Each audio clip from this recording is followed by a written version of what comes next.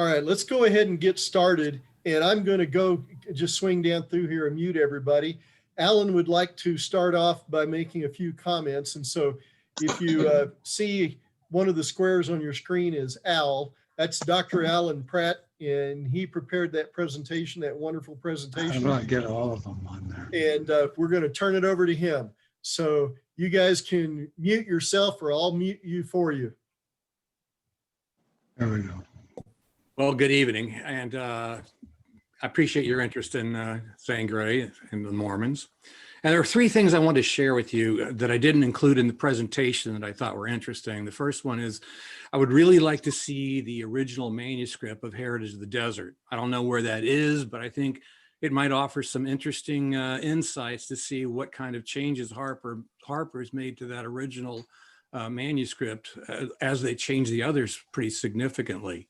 And the next thing I was thinking about the letters that Gray wrote to David Rust from about December 1910 to March 1911. You know, he finished Heritage of the Desert in, I'd say, late January 1910.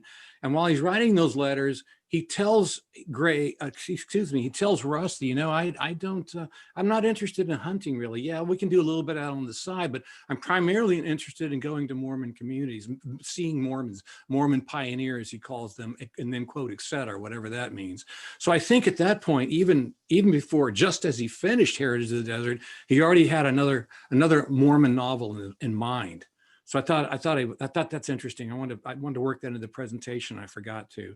And the third thing I was thinking about is, and I've been taking long walks lately because of the plague, but I was thinking that I bet that Gray probably, that he met Thomas Chamberlain. You know, I'm thinking about it. You know, he's got the testimony. Well, we've got Claire Wilhelm's testimony in her diary that Gray mentioned this guy a few times, and the other point is that description that he includes in the novel. The thing that is interesting about it, he describes Wagoner as beardless. Now, most of these Mormon patriarchs are characterized by long beards, you know, like, you know, Woolley isn't, of course, but the Bishop of Fredonia, Judd, has a long beard.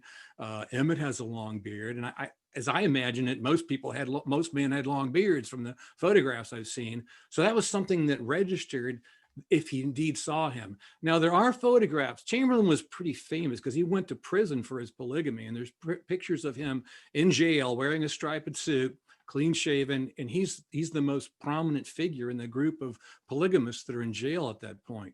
So I'm thinking, yeah, I bet he met that guy, you know? So those are the three things I want to share with you that I think I didn't include in the presentation, but my mind changes about these things. But if I can answer any questions, please ask.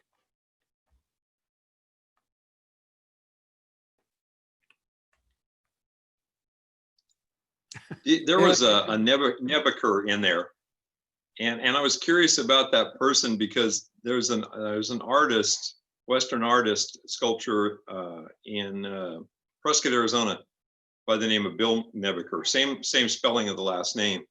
And I wondered, since he was in Arizona, if there was any kind of relation or you had any more information on that person in there that was mentioned in it. Do not, but you know, I would share with you where I found a lot of information, thanks to my brother, a lot of information about these characters from southern Utah and Arizona Strip in the late 19th and early 20th century is what's called familyhistory.org. There's some amazing histories in there, amazing photographs. A lot of the photographs, in fact, probably the majority of the photographs came from Family History, sponsored by the Church of Jesus Christ of Latter-day Saints. So if you wanted to find out more about his family tree, you could find out who his brothers and sisters were and who their children were. So you could probably track it down. Okay.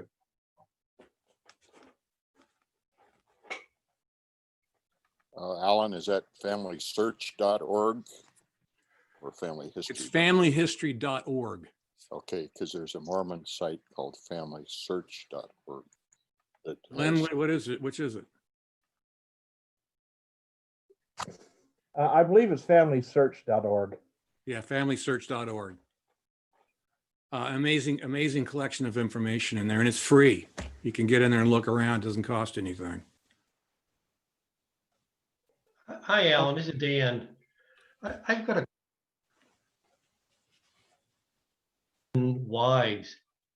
I do a lot of genealogy and researching the grandparents and so forth from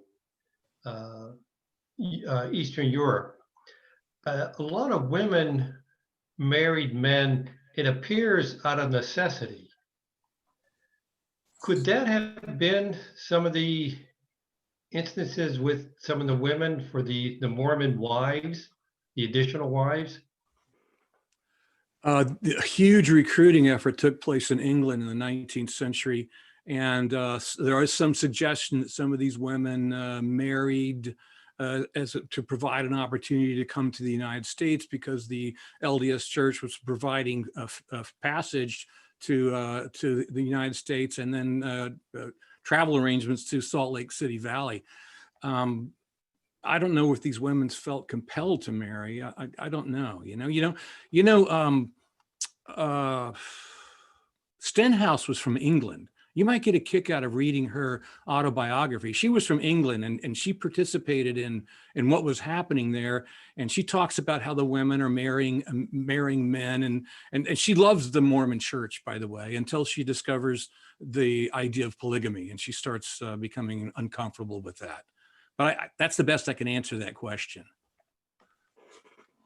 I can provide some input there. There were a lot of sisters, and the husbands would die, and so they would become a second wife as polygamists. And there were also a number, as their men were belonged to the army with Fremont and the Mormon battalion. There were a number of those who also married, so they would be taken care of until their husbands returned home. These are like sealed wives you're talking about, Ed? Yes. Yes, they were. And by the way, if anyone says that polygamy is no longer a factor within the Church of Jesus Christ of Latter-day Saints, in terms of civil marriages, it no longer is, but in terms of spiritual marriages through the temple, you can still marry multiple women. Huh. I can forget what I was going to say. Alan, one point that I wanted to have you expand on was Thomas Chamberlain. And you and Ed had both commented on in the Rainbow Trail, where Shepherd talks about or is told about a character that has 6 wives or whatever it is and 55 kids, and talk about that coincidence. Yeah, John Sanders reminded me of that in his presentation about the Mormon trilogy. So thanks, John. And yeah, I mean, it's pretty clearly it's a reference to Thomas Chamberlain. I mean, who else had 55 children and 5 or 6 wives? Thomas Chamberlain. I think the guy had a level of notoriety. I told you he was discussed in that article that appeared nationally about this guy that had all these wives and 55 children. I mean, that astonishes people, and that's not something you're going to forget. So that's why I wonder about Gray meeting him. He was so well known, even outside the Mormon church, that I wonder if he just didn't hear about him. But, his house was just 300 feet away from the hotel. I bet he had a chance to meet the guy. How many days was he in Canam? Just 2 days. Just 2 days. 2 days. It must have been pretty small at that time too. I mean, it wouldn't have been a lot there. About 700 people. Was it really? Huh? Okay. Yeah, Thomas Chamberlain owned 2 homes. You mentioned one, the very large home. The other one is the brick home right across the street from Thomas Woolley's home. Also, Thomas Chamberlain was the partner, Woolley's partner in the hardware store, which is where Gray would have got the harness and all those things that they came down for from the mountains. Interesting. I was thinking about Thomas Chamberlain once again. I just have to wonder if he did not meet the guy. I mean, that would be so interesting if he did, and that's not something he would have forgotten either. Well, and he would have talked about you- him because he was also Emmett's father-in-law, or no, son of, no. Thomas Chamberlain's son married Jim Emmett's daughter. And then Right. they separated when he had agreed not to enter polygamy, and then he did anyway, so they separated. So Yeah. certainly Jim Emmett would have talked to Gray about Thomas Chamberlain. Yeah, that's absolutely right, Ed. Like I said, I think that Emmett is not the guy that's described in The Man Who Influenced Me the Most as this taciturn, standoffish, observant son of the desert. I think he was a talker, as Nab is described as a talker in The Heritage of the Desert. And I think because that marriage, the parallels between the two failed experiments with polygamy, I mean, that just can't be chance. I mean, it's exactly parallels Emmett's experience. Well, and they were still married. That would be Jim Emmett's second wife was still married. She just left and went back to Mexico. She did remarry later, however. Yes, she did, which is kind of interesting because she never got divorced, but she remarried. I know, maybe not sealed. Probably Yeah, not. I heard her gravestone says Jane Grewell Emmett, and she's buried, I think, in Sevier, Utah, Mhm. She's buried in Monroe. Monroe. I've talked to her family. I've also talked to Jim Emmett's family as well. They say that Jim Emmett was actually a pretty loud, boisterous man, a very strong character. But he would chew people out quite a lot as well. Yeah, I think that's probably more accurate than Gray shared in 1926 about his personality. Did you have access? I noticed you mentioned the trip notes for one of the years there that you got some information from. Did you have them from both those trips, in 7 and 8, or just one? I of them? do. I have them both 7 and 8. Yeah, both in 7 and 8. Yeah.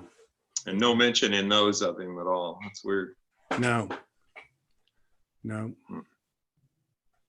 thing that's always interesting to me, Alan, you mentioned the discussion of Zane Grey coming down, I would assume with Owens or somebody to get some harness.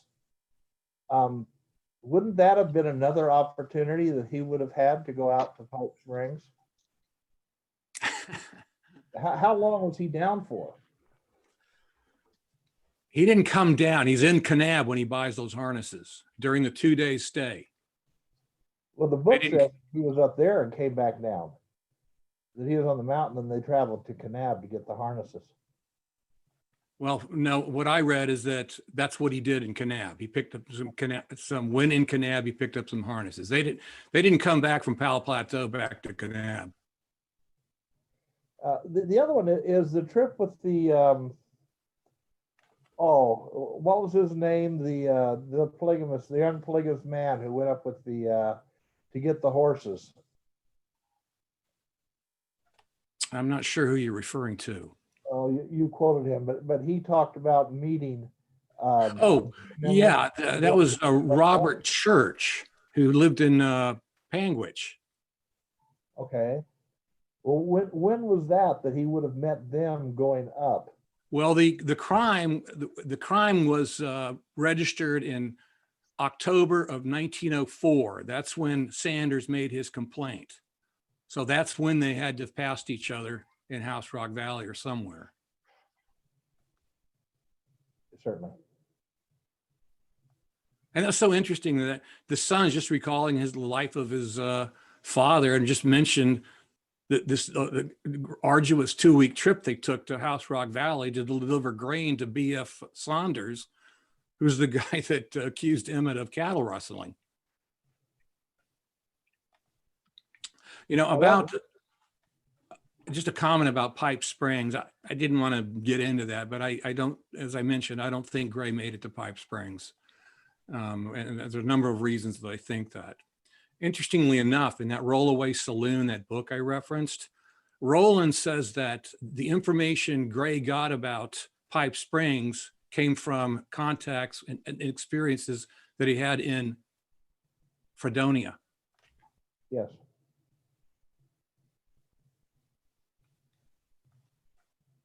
Are you saying that Gray didn't go to Pipe Springs on those trips? And if that's the case, did he go there later? He certainly could have passed there later, but not before he'd written the Mormon trilogy. So our assumption that Pipe Springs was the base for Cottonwoods in Riders of the Purple Sage is questionable. In my humble opinion, yes. And Alan and I disagree on that. It was a 42-mile round trip ride to Pipe Springs, and probably an overnighter. And Gray never mentioned it anywhere ever that he'd done it.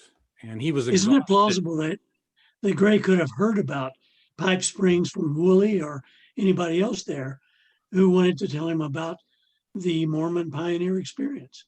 Well, Maybe Rowland's, there were even photographs that he might have seen.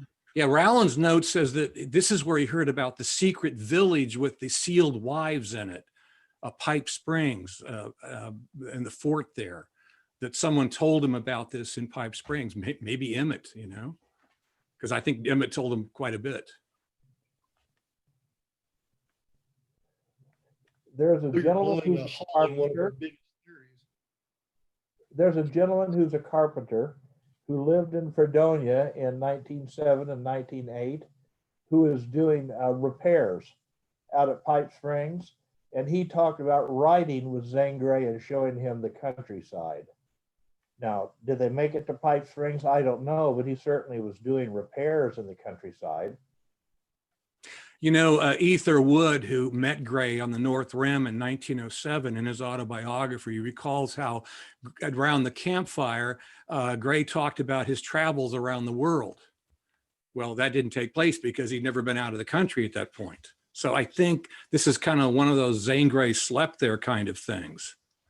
Well, and Ether Woods was very old at the time that he did that report, but his report has him going up Forest Road 22, which is which those of you who are in that area, I went on that road when I took you on the tour up there.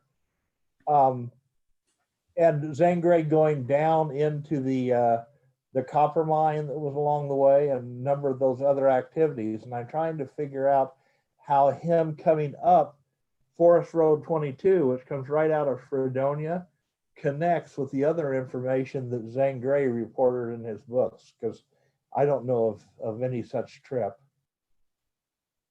Well, he came down the canyon there, and he would have gone through that mining town, would have ridden through there on his way to Oak Creek. The mining town was to the right, not to the left. Oak Creek was to the left. You come down. He that came path- down from Jacob's Lake down the canyon, which drops you in the mining town. It stops right there. The mining town's just a little bit to the right after you turn, and Right. the others there. But at the very least, Zane Grey knew about it. You showed a picture of, you didn't identify the man as Woolley, but you showed a picture of Pipe Springs with some polygamous men and women there. And the man in that picture is E.D. Woolley. And so E.D. Woolley quite likely would have had that picture to show and discuss with Zane Grey. Yeah, I don't know what you're referring to, Ed. I don't think I have any pictures from Pipe Springs. There's that big house that's at Lee's Ferry, the 2-story house. Looks maybe like that. No, there is a picture of Woolley at Pipe Springs with a lot I of haven't women. seen it. I haven't seen it. Yeah, and it was made in 1891. So Well, one of his wives was living out there at that point, correct? yeah, right. Florence. And she called it the birthing ground, because that's where they went to have their baby, so they wouldn't be arrested by the federal agent. Huh.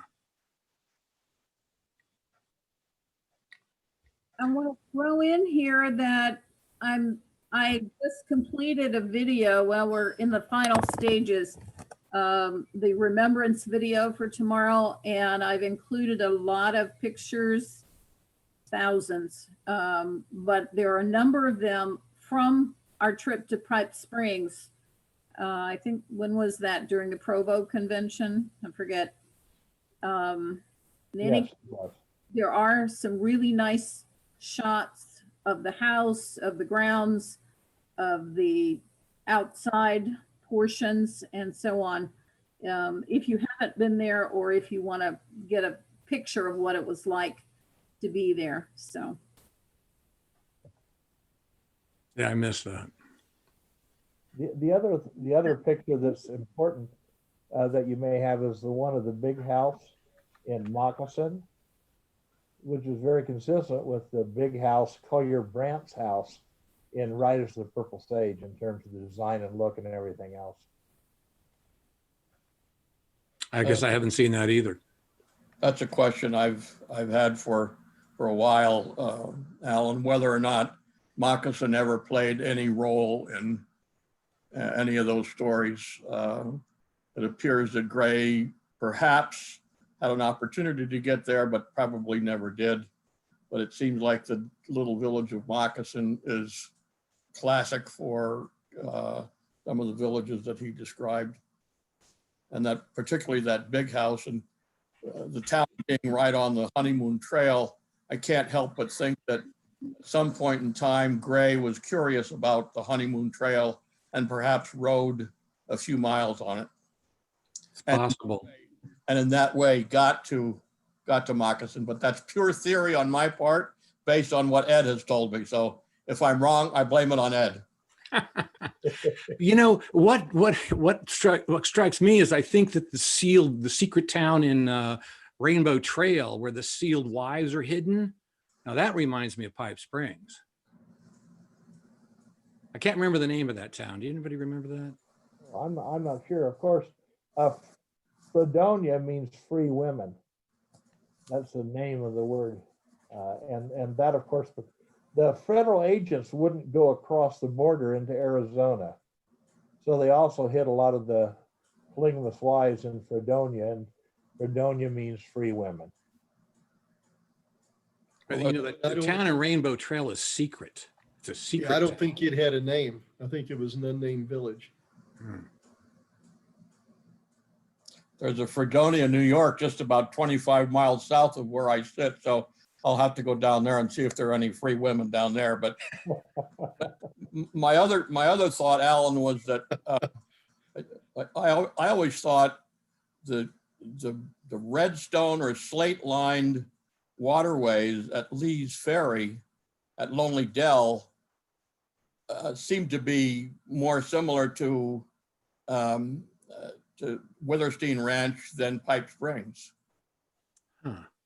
Now, did you notice at Pipe Springs that there's a well right inside of the of Pipe Springs that flows underneath and comes out the other side? And I remember that. I've got pictures of that. Into the ponds there.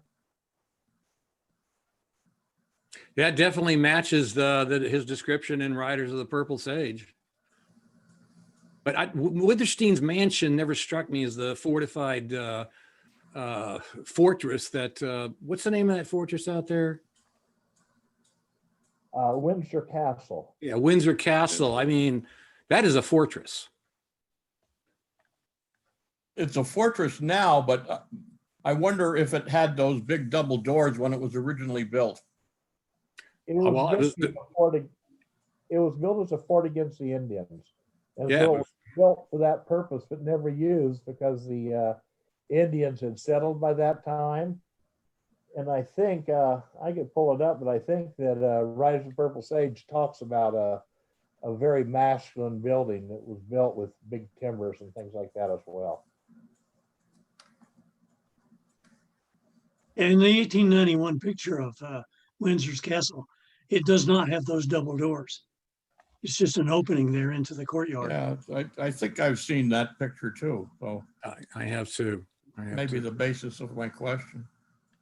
You know, on the house that you're talking about, picture the house in Riders of the Purple Sage with Tom Mix. It resembles that one at Pipe Springs a little bit. If you can remember that Tom Mix film. Yeah, I'll have to look at that, Henry. That sounds interesting. Because, you know, he insisted that things be done, you know, on site somewhere. So why did he pick that particular house to film that scene with Tom Mix? Good question. That house was built as a set for the movie. It was in Freedom. It was in Tucson? Oak Creek Canyon area where they built that house for Oh, the movie. Yeah, okay. Well, it may have been built on a replica of the other house. Yeah, I could have. Yeah. Because he did that in The Vanishing American. They built a replica of the trading post Yeah. and then burned it down in Tuba City.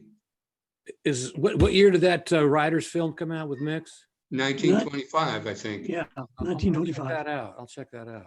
And it's available, I think. Many of the other Gray movies are lost. I've always wanted to see the original Heritage of the Desert. Yeah. Too bad they're Joe all lost. Lee said that film was shot. Many of the scenes were shot around Willow Spring and Tuba City. Yeah. Actually, Todd and I had gone to Lonely Dell and Lee's Ferry many years ago, and we were talking to the ranger down there, and he asked us for a favor. He said, "Can you guys find us any of the movie, even small bits and pieces of that original Heritage of the Desert movie?" Because he said, we were told that it was most of it, or a big portion of it, was filmed right here at Lee's Ferry and Lonely Dell. Wow. And we went and looked, and we have never been able to find anything, even bits and pieces of that movie. It appears to be one of the lost movies. I've looked for it too. Does anyone know where the original Heritage of the Desert or the manuscript might be? Has everyone ever heard that? There is a published version of it, supposedly. It's called Desert Heritage. That was the restored? The restored version. Oh, no kidding. Supposedly that's based on the original manuscript. And one of the interesting differences there is in the original, the Desert Heritage version, the scene where Snap-Nab's wife throws his clothes out the window and he's yelling and screaming because he didn't have any clothes to wear. One of the few comic scenes in the novel. That was not in the original. So my question, I wonder how come that was added? Did Gray write that or somebody else? Is that John Tuska that did that too? Yes, right. I'll look for that, John. It's called Desert Heritage. You mentioned William Snap Emmett. Yeah. Clara said when she was interviewed at 82 years old that he never went by that name. No one ever called him Snap. And that was simply something that appeared in the novel, even though, his grave sites, mentions it was nicknamed Snap. Mm-hmm. So that followed him, even though he never even used the name. Ed, have you seen his Heritage of the Desert at BYU, the manuscript? I'm not so sure. There are so many manuscripts there that I don't recall. I'd be surprised if one version or another isn't there, but I don't know if the handwritten manuscript is there. There's lots of typescripts, but I don't know if the manuscript is actually there. Could be. Yeah, Well, it some must of be those somewhere. things at BYU are not labeled properly, so that makes it confusing. It must be listed in your somewhere, though. finder's guide yet? In your finder's guide yet? You have listed most of the manuscripts there, I think. Yeah, it's in the finding guide that I did. It is. I just don't have it handy. Yeah. But it must be somewhere, Alan, because they were able to print the story from that unrestored version. So it must be somewhere and available. Yeah. That Ripley Hitchcock was an important figure in the history of American letters in terms of how he edited famous authors' manuscripts, among those Zane Grey. And I think he did Stephen Crane as well, and helped make his novels better as a result. But you take a look at what had to be done to those writers and Desert Crucible. It's pretty amazing, Yeah. I think about, I always wondered, it's like Lauren Gray said, look, why come that, she never had sexual relations with anyone, Faye Larkin. You didn't understand that. I recall reading Riders of the Purple Sage, and I never understood why Mrs. Larkin and Faye were in the story. I couldn't figure out what is all that for? What's that subplot all about with this little girl and so forth, And I finally concluded that Gray must have thrown that in there so someday he imagined he would write a sequel. But if you look at the original restored version of Riders, it all makes sense. Yeah. You know, another thing you touched on briefly, Alan, was that Gray may have had some perspectives on the Mormons from his time in Ohio. And that's quite possible because if you recall, Kirtland, Ohio was where one of the Mormon temples was built very early in Mormon history. And there were some very bad feelings because Joseph Smith had opened a bank, and the bank went belly up and took the local people for a lot of money, and they drove him out of town. So, you know, he very well may have had some family members perhaps had bad experiences with the Mormon people. Wow, that'd be interesting. But clearly, like I think most Gentiles, he had a negative perception of Mormons. Hadn't met any, but from what he'd heard and from various sources, what you could find in fiction and nonfiction, I'm sure he had negative stereotypes in his head when he before he ever met any of them. I think he was interested in the role of religion on the frontier because if you go back to this book that he wrote before he ever went west, Spirit of the Border, there's the Moravians, the Moravian missionaries that are a center of that story. And of course, they were a part of the history of Ohio. Well, you know, I think that Mormon wagon train, as I told you, that is the most intimate experience that Gray ever had with Latter-day Saints. And it truly changed his life. He said it was the most important thing he did out there on the North Rim was travel in that caravan. Mm-hmm. John, you mentioned the Moravian missionaries. Anybody who has read the Frontier trilogy, Betty Zane, Spirit of the Border, The Last Trail, especially Spirit of the Border, will have read about the Moravian Massacre, as it was known. That was something we were actually going to talk about at Christmastown, so maybe we'll get to that in a year from now. But that was a true story that the history of which has been severely mangled in Zane Gray's story. So just in case you're wondering, it's called the Massanutten Massacre also. Yeah. You know, you can visit Janaden Houghton today. The site of the massacre in the village or a state park.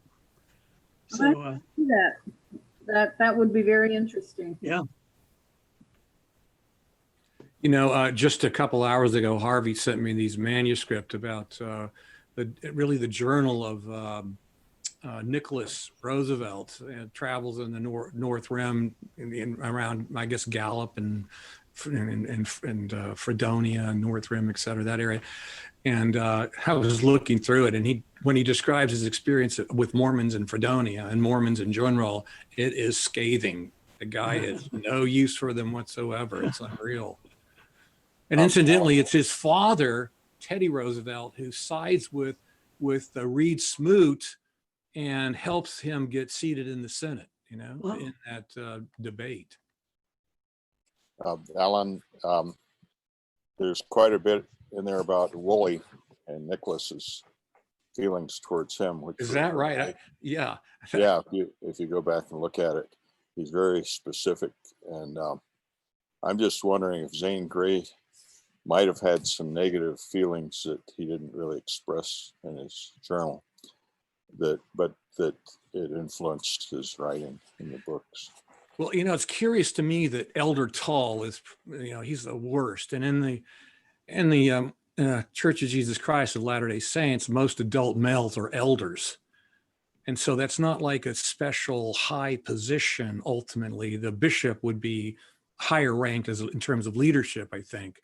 So I'm wondering if he argued with Woolley out there in the desert. I'm wondering if Tall isn't loosely based on Woolley. There's no way to demonstrate that, of course, but you said if he had some bad vibes there, I'm guessing it would be there's a bit of Woolley in Elder Tall. There's also a possibility. Jim Emmett's and his family were accused of rustling. And I'm not talking about the one that was in Flagstaff. I'm talking about in Kanab. The bishop was Bishop Nuttall.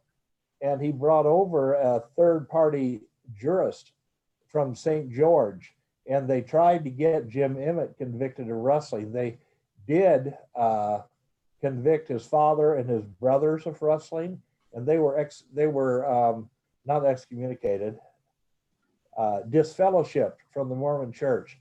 And I know that Emmett had some very strong feelings because, according to him, of course, he wasn't involved.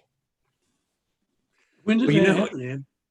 Didn't he have that? He brought that guy that was a kind of a drunk and brought him to his to Lee's Ferry and kind of kept him there and got him drunk, ultimately so he could collect the guy's inheritance, as I understand it. So Emmett probably had a dark side. Yeah, Johnny Kitchen was an alcoholic.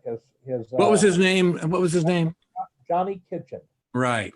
like your kitchen sink. And his wife and children had left him, and he was out at what's called the Nipple Ranch, actually. And Jim Emmett used to go up and drink with them, as did the other cowboys. And finally, he said, Kitchen said, "Why don't you just bring me down to the ferry and set me up a tent, and I'll just drink until I die. I'm not doing that well anyway." And ultimately, he died. And after he died, Kitchen's money from the sale of his ranch and his cattle disappeared. Oh,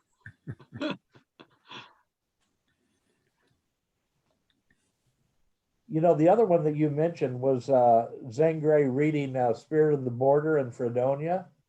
One large group of people who would maybe only be recently dead, probably quite a while dead, but he read it to the school children in the high school in Fredonia.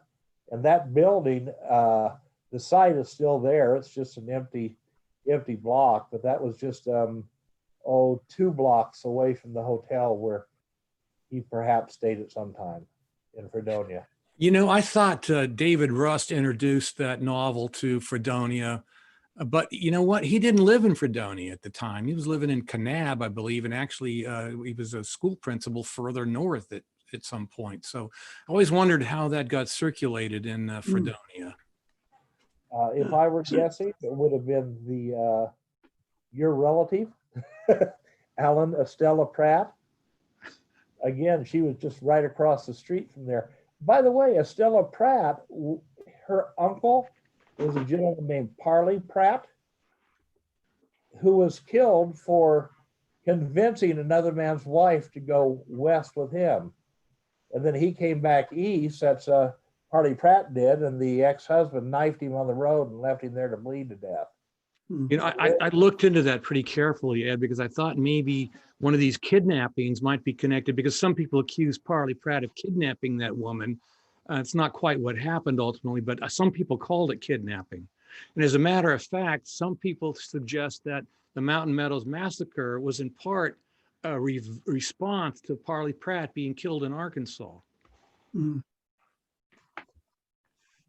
Yeah, another issue with the Mountain Meadows Massacre is that a lot of those people came from the rural parts of Illinois and Missouri, and purportedly they were bragging about raping and killing Mormons and tar and feathering them on the trail west. And so there was a lot of antagonism. A lot of people felt that they were planning to come into Mormon territory and do the same thing. Doesn't justify the action, but that at least is a rumor that's spread. Yeah, they were accused of poisoning wells in Utah on their way from Salt Lake City south. Yes. Alan, you mentioned that Gray was very interested in the Mountain Meadows Massacre and jotted down a lot of notes about it in his diary when he was visiting Jim Emmett. And I've always thought that later on was probably the inspiration for his novel, The Lost Wagon Train, which was written, I think, in the early 1930s. Huh, wow. And there's some interesting parallels between the actual historical event and the events that he depicts in the novel. Wow.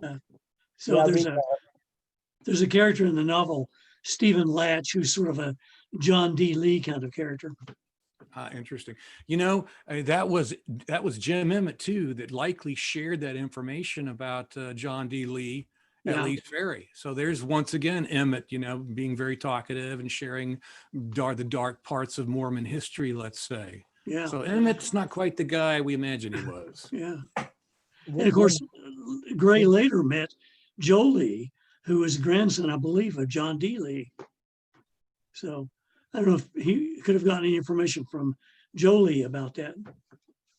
And another possibility is that when Jim Emmett first married, he and Emma lived at Mountain Meadows, actually a little town right north of Mountain Meadows, and then they moved down to Santa Clara. So certainly he would have probably actually been out to the Mountain Meadow Massacre site. That's Jim Emmett would have. Uh-huh. By the way, you mentioned a lot of English women marrying Mormon men and moving west. There's a really good novel by a woman who is a Mormon. Well, she's not a Mormon anymore. It's called Red Waters, and it's the story of Emma Lee. Of course, it's a novel, but presumably it's based on a lot of historical fact.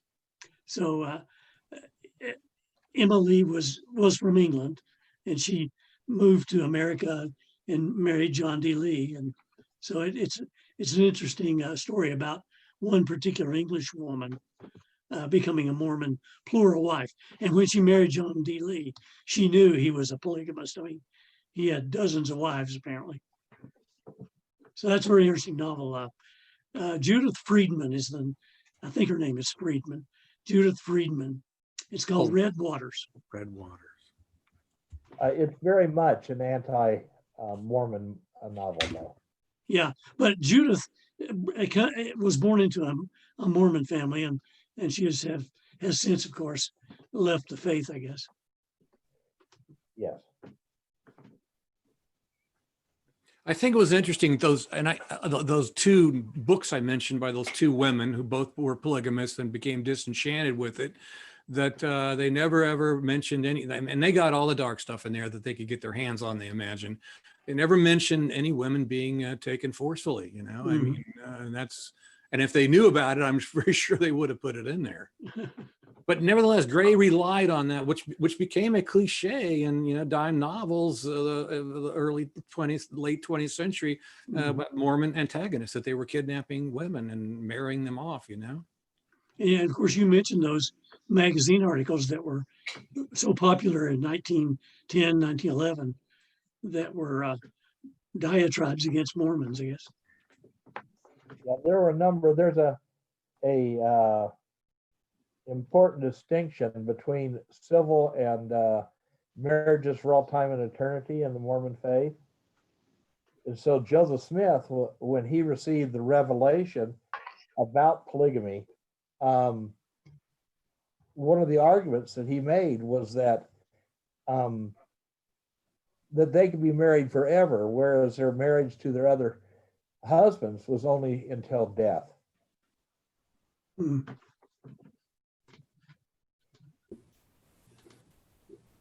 was going to recommend this book also. It's called Wilderness Bride. I remember reading it when I was a teenager, and it really had an impact on me. It's a juvenile book, actually, but it's very interesting. It's kind of along the lines of what you were talking about, with women having to marry and so on.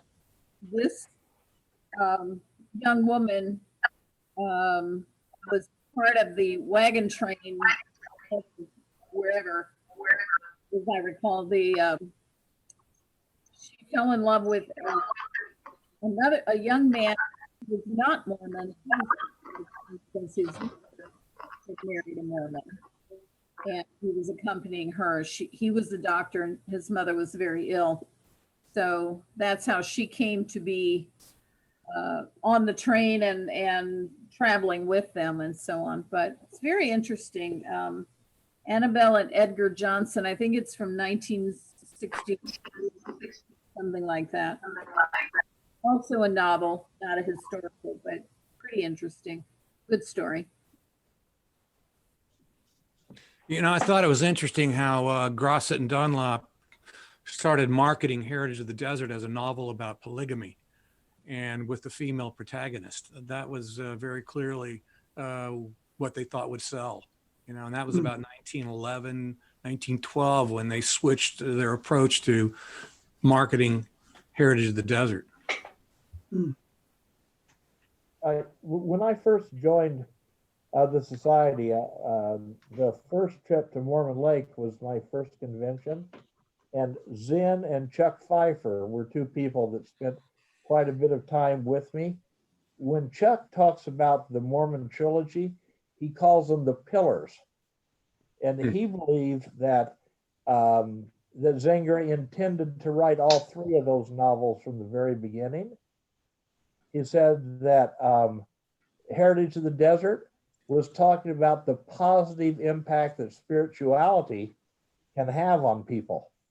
And of course, if you remember in there were, August Nab was a very positive character, did many kind things and was portrayed in that way. And Zinn said, however, that Rise of the Purple Sage was a reflection of Zane Grey's abhorrence of organized religion and his belief that it always led to an abuse of power. So he felt that those two were actually bookends showing two ends of Zane Grey's belief in spirituality. Did he include that in his book? I'll have to look for that. I'm not sure. I just know the discussion that I see. that I had with him. Actually, on a couple of different occasions. It's good. I've got to check out here, but I just want to thank you all. I'm a newbie here, but Terry and Alan and all you people, thank you very much. This has been fabulous. Good night. Thanks, Clark. Good night.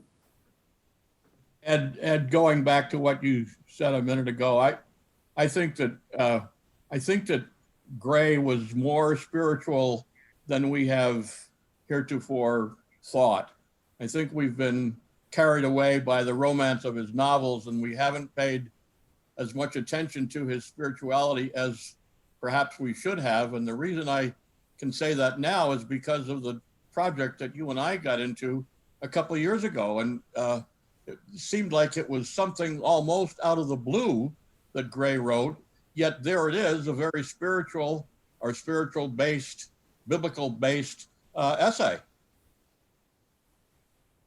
Right. We translated a handwritten, a very roughly handwritten document on Zane Grey's beliefs on a religion, and it was fairly early. We never, I think, nailed down exactly when it was, but his basic belief was you don't need ministers. You have a mind, read it yourself, and come to your own conclusion. Is that pretty much what you got out of it, Zen? Yeah, and I think the point of it is that Gray was thinking about things like that enough that he made some real strong arguments in that little piece. What was it? Like 3 or 4 typewritten pages long, but really some heavy spiritual stuff in there. I might mention we actually published a small pamphlet for BYU, and it's on file at BYU. I told them that we wouldn't share it anymore beyond that because we did it for them and they didn't give us the permission to share it, but it is there in their collection.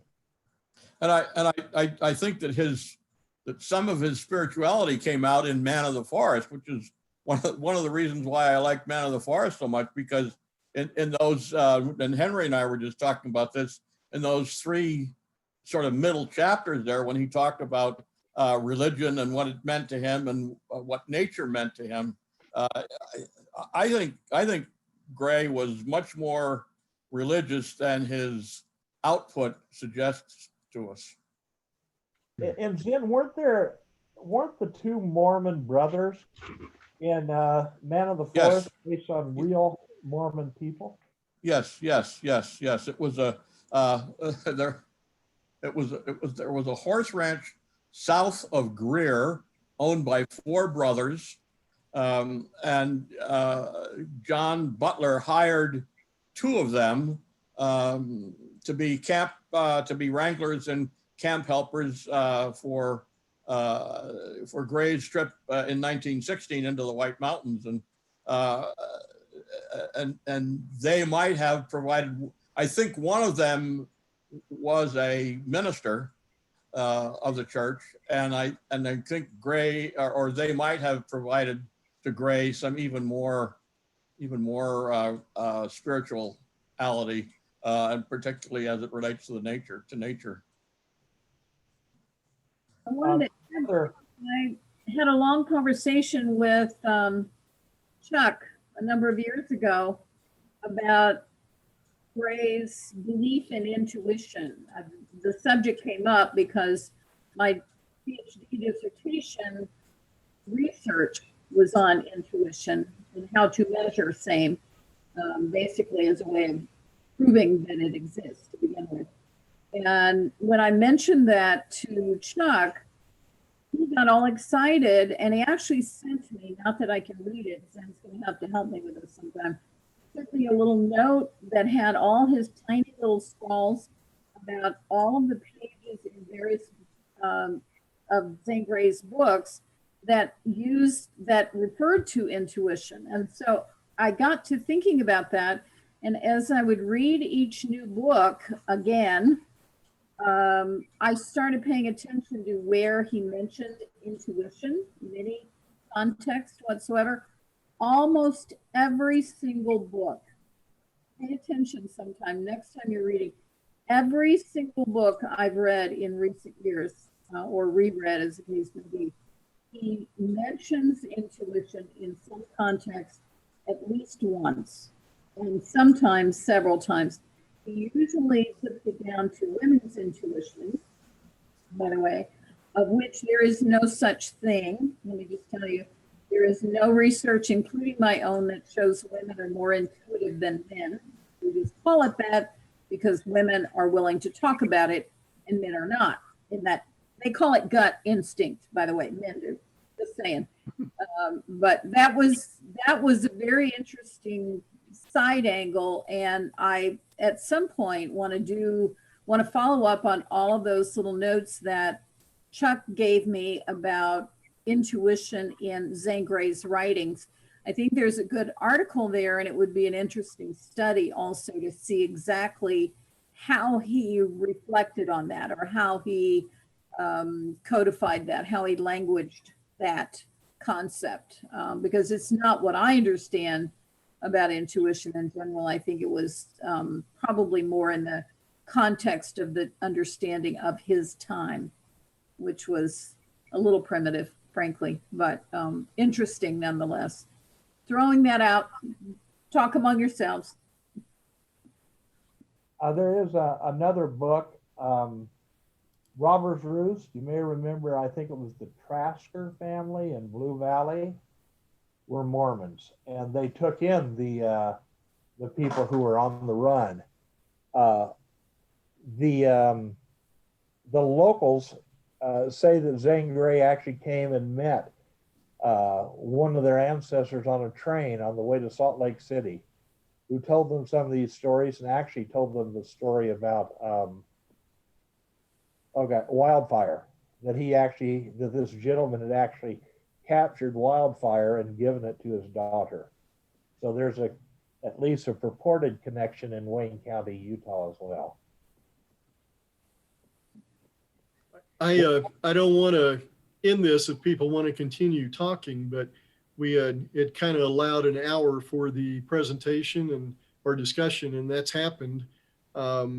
So at this point, this was the plan, to cut it off here. If anybody wants to continue, we can do that. But it was the plan to stop this right at 7 o'clock. So is everybody kind of talked out, or do you want to continue further? Well, before we go, Terry, you have said to me on a number of occasions how much work it has been for you to put the conventions together.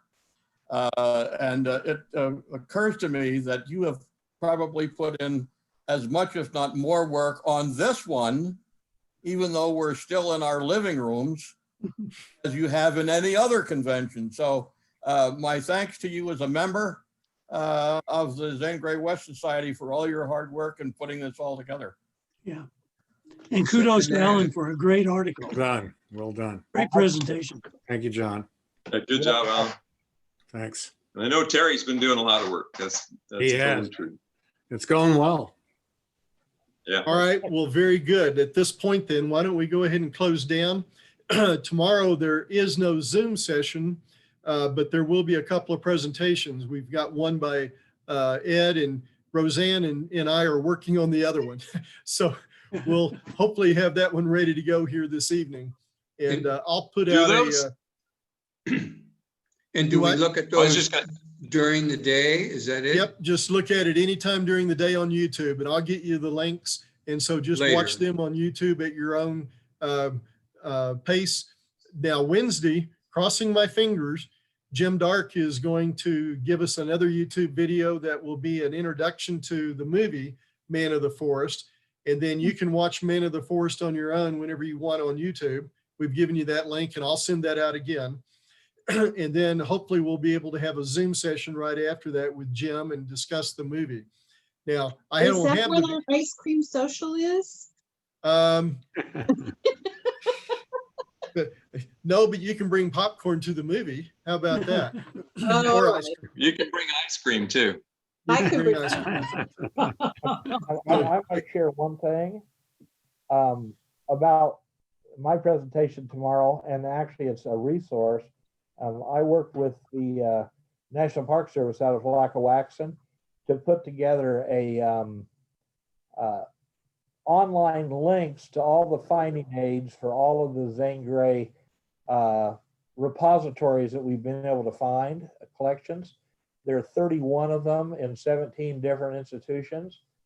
And there is a link now on our homepage that lets you download that document, and then it tells you a little bit about each link and a little bit about what's there.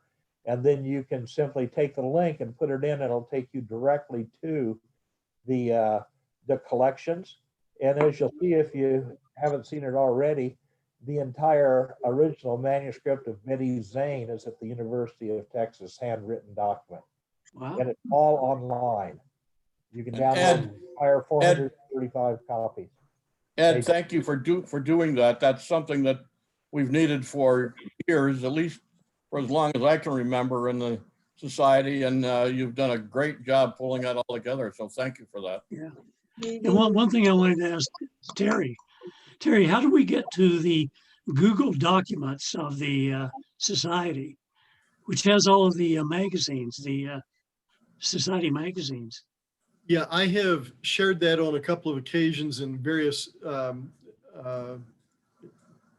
situations, email, website, Explorer articles. I'm more than happy to send that link to you via email, and then Yeah. you just click on it and you're able to look at it. If anybody wants that, just email me and I'll get that to you. But we have a ton of information on what we're calling our archives, and we've done it on a Google Drive share. And we've got every issue of the Zane Grey's West magazine, every issue of any of the newsletters have been scanned, and they're there if you want to download a digital copy of those. Now, the Zane Grey's Western magazines are under copyright from Dell and other people, so we have to be very careful with them and what we do with those. But our newsletters are our newsletters. And Yeah, so that's our archive. I'm so glad you've done that. yeah. Hey, it's- Terry, maybe you could just email that part of your note tomorrow about the events, add that link to the whole. Yeah, all these links would be very, very important, and maybe they are they on the Zane Grey West website? Is there an area? No, No, I mean an area that gives you the universe of everything. No, that one we've been pretty particular with. I didn't really want to open that up to the public. We can get that to members, more than happy to get that to members, but I really don't want to open that up to the general public. Mhm. And there's a lot of information in there. Some of it is copyrighted material that we don't want other people to use. Mhm. And there's a lot of, we've put a lot of photos up there. Zane Grey photos are up there. And so, and that's the intention is we're going to be adding tons and tons of other items. Is there a way to access these things through the members only portion of the website? Probably. What I've just been doing at this point, I've been sharing them via email, or they were listed at one time in an article in the Explorer. So the link for the Google share was there as well. But I can do what Alan suggested. I can put that in a blast email and you'd be able to get it. I would ask people not to share that anywhere else because as I say, there is some copyrighted material there. Yeah, there's 40 years of material in those magazines. Yep. Yeah, there's a lot of very, very good stuff in there in those magazines that if you don't have an index, you can't find it.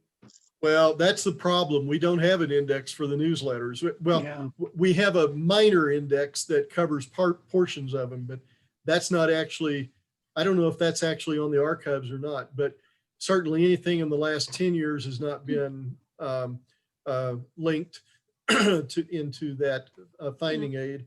And there's a lot of other material there. So you're kind of on your own, but there is a ton of information that we have all lost in those earlier newsletters. If we were to go back and read those newsletters, you would be amazed at what information was there that we're probably trying to figure out right now that's already there. That somebody, Exactly. yeah, that was answered a long time ago. Right. I mean, Roseanne mentioned the Janadin Hutton Massacre. Yep. And I think his name was Fred Hoffman. Yep. Did a great article on the historical Janadin Hutton Massacre. And it's back there in one of those magazines. I'm surprised Fred isn't on this. He was on the Zoom call last night. And didn't have a video. He didn't turn on his video. He was just in the background, but Fred is still with us. I've actually Meyer put me in touch with, isn't he, Ed? Because I've talked with him. We've exchanged emails and so on a couple of months ago. By the way, I might have done that with you.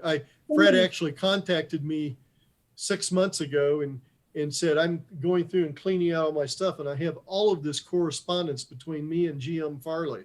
And he said, would you like to have it? And I said, well, sure. So he sent me 3 or 4 notebooks, and there was a ton of information in that. I scanned all of that, and I sent the original notebooks down to the Farley collection in Northern Arizona. But I have the scans of all of those documents, and at some point I'll put them up on the archives when I have time. I'll get those on the archives as well. So, by the way, before I go, I wanted to let everybody know I've got a real meeting tomorrow. I mean, an in-person meeting.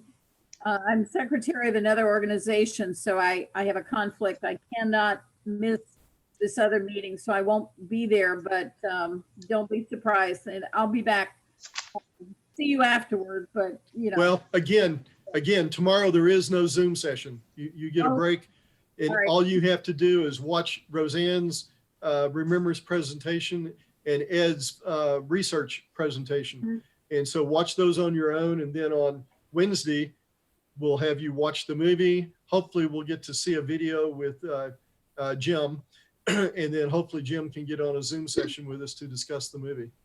Okay. Thursday.